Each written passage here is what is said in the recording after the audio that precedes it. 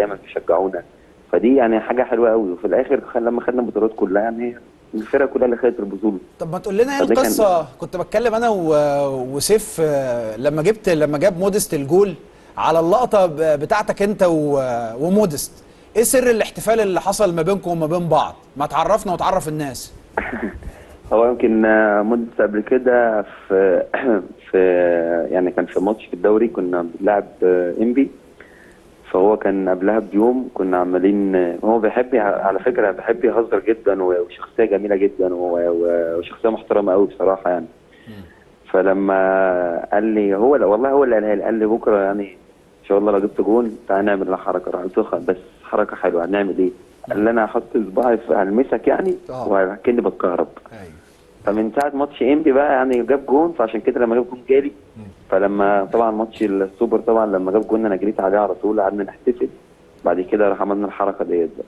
بس فالواحد يعني مبسوط له قوي بصراحه وفرحان، لان هو الفتره اللي فاتت دي كلها يمكن انا بقعد معاه كتير قوي الفتره اللي فاتت دي، واللعيبه كلها كان على طول قاعد معانا في الاوضه وكان بيحب يهزر ومبسوط قوي بالاجواء عندنا بصراحه في النادي.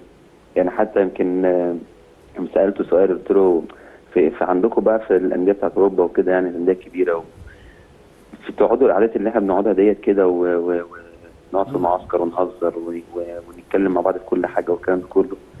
قال لي بصراحه لا انا مبسوط ان انا قاعد معاكم هنا ومبسوط ان الحياه ديت بصراحه، لان هم قال لي هناك بنخلص عشاء كل واحد بيروح اوضته، مثلا في غدا معسكر مثلا كل واحد بيروح اوضته محدش يدعو بالتاني. اما عيد ميلاده النهارده ولا امبارح؟ لا اما عيد ميلاده امبارح او باين النهارده. هو بقاله يومين عمال يبعت لي فويسات ما شاء الله عليه، عمال يتخانق معايا بس في التليفون. ليه؟ طب وعده ايه؟ كنت وعده بايه يا كهربا وخليت بيه؟ لا عمري لا ده قلبي ده. هو على طول بعت لي فويس بقى النهارده الصبح لما صحيت. قال لي يا كهنبا الفيديو فين يا كهنبا؟ قال لي كده. بعت له فيديو على طول. فحتى انا قلت له كنت كده في معرض يعني في عربيات كده، فقلت له انا خلاص انا في دبي اهو بجيب لك عربيه دي. انت لسه في دبي ها؟ اه يلا ترجع بالسلامه ان شاء الله باذن الله. ان شاء الله كابتن. يا رب دايما يديك الخير كده وتكسر الدنيا. ويعني علاقتك علاقتك دايما بالاطفال لما بشوفها في الملعب حاجه بتسعدني. يعني شفتك وانت شايل ابن مؤمن واي ولد صغير عندك حنيه كبيره يعني. الحمد لله والله. يمكن الحاجات دي يعني متعلمه من والدي ووالدتي، يعني ربنا يديهم الصحه طبعا ويبارك لهم. يعني دول اهم سبب في حياتي في اللي انا فيه دلوقتي.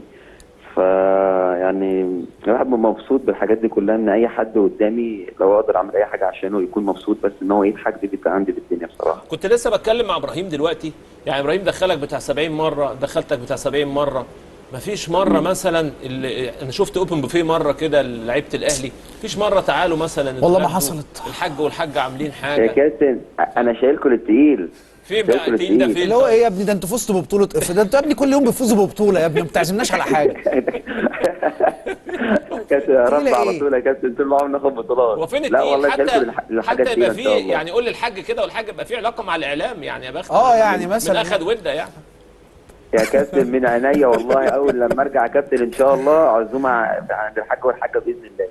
واحنا جايين انا وابراهيم والشباب كلها ان شاء الله. كله بص كل الناس كل حبايبك والله العظيم، وهنعملها في مصر القديمه كمان. قدها وقدودها كهربا. طيب قبل ما نخش 24 عايز تقول ايه لجمهور النادي الاهلي؟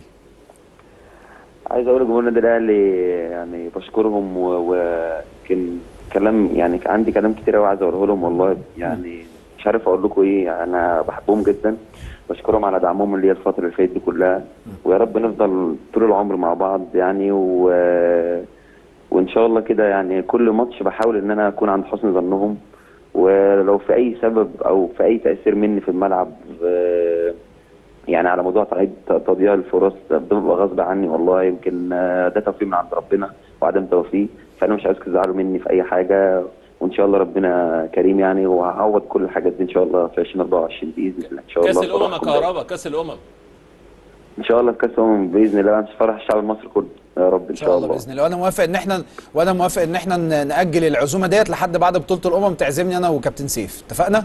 يا رب ان شاء الله. حاضر يا كابتن والله، من عينيا والله. خلاص تمام ان شاء الله. شرفتنا كهربا. باذن الله. اتشرفت بيك وربنا يحفظك. ماشي، اتفضل. اشكرك يا حبيبي، شكرا جزيلا. السلام عليكم ورحمة الله وبركاته. أهلاوي في كل مكان، ما تنسوناش بلاك والاشتراك، بارك الله فيكم. حديث جميل وشيق من كهربا عن النادي الأهلي بعد الفوز بالسوبر. كهربا الواضح كده من كلامه، أنا أول مرة أسمعه في مداخلة مع أحد مقدمي البرامج. واضح إنه إنسان بسيط واللي في قلبه على لسانه. لعيب جميل وفي الملعب جميل وبره الملعب جميل. كل جماهير النادي الأهلي بتحب كهربا طبعا. تألق لافت من محمود عبد المنعم كهربا مع النادي الأهلي آخر موسم، أربك كل حسابات الزملكاوية وشعل النار فيهم بسبب الغرامة اللي مش عايز يدفعها كهربا، وبسبب الكوبري اللي عمله كهربا قبل كده وراح بيه النادي الأهلي رغما عن الزمالك. ثم تبعه من بعده كابتن إمام عاشور، كابتن الكبير جدا اللي ليه مستقبل واعد جدا في النادي الأهلي، اللي هيعمل مستقبل كبير جدا جدا جدا داخل النادي الأهلي.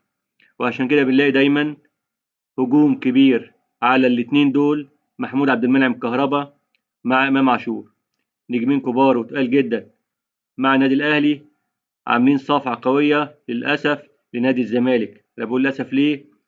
لأن الموضوع دوت عامل غيرة وحقد كبير على النادي الأهلي، ومخلي الإعلام كله الزملكاوي والمأجور واقف على رجل ضد النادي الأهلي، وبيهاجم النادي الأهلي على طول الخط، وعايز يهد من إمام عاشور ويهد من محمود عبد المنعم كهربا ويهد كيان الأهلي من أساسه. لكن الأهلي راسخ بكل لعيبته الجمال دول، راسخ بمبادئه تجاه كل العواصف ديت، وإن شاء الله مكملين لأحسن من كده بكتير، وبطولات جاية كتيرة في الطريق مع نجمين كبار داخل النادي الأهلي، محمود عبد المنعم كهربا مع إمام عاشور. بالنسبة لموديست احنا بنبارك له طبعا، أجواء جديدة عليه. لغاية دلوقتي جماهير النادي الأهلي مش قادرة تقتنع بيه، ولكن الجون اللي حطه في نهائي السوبر جون جميل جدا، ويعتبر الجون ده هو هدف البطولة، وكان أهم هدف للنادي الأهلي، لأن بعد افتقاد الأهلي لكل فعاليته الهجومية والثقة بعد خروج أهم لعيبة فيه بتغييرات مبكرة من كولر على غير العادة، مرة واحدة أداء الأهلي نزل، وكنا قاب قوسين أو أدنى إن احنا نوصل المباراة أو نوصل البلنتيات.